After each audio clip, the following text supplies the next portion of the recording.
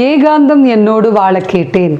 அதாவது கதாநாயகியிடம் தன்னுடைய ஏக்கங்களை வெளிப்படுத்துவதாக அமைந்திருப்பது இந்த பாடல்.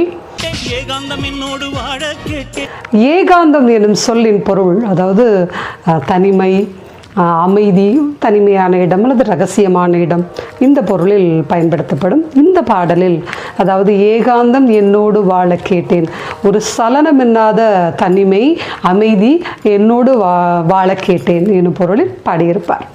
மற்றும் ஒரு பாடல், இந்த ஏகாந்த வேளையில் மௌனங்கள் தேடும் என் காதல் பூமையிலே.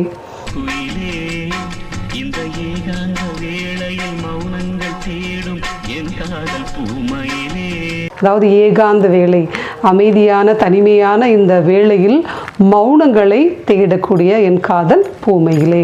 அது காதல் உணர்வுகளை மௌனமாக வெளிப்படுத்துவதாக தனிமையான இந்த வேளையில் எனும் பொருளில் ஏகாந்தம் எனும் சொல் பயன்படுத்தப்பட்டிருக்கும். இது போன்ற சொற்களின் பொருள் அறிய உங்களுடைய கருத்துக்களை கமெண்ட்ஸில் பதிவு பண்ணுங்கள். நன்றி.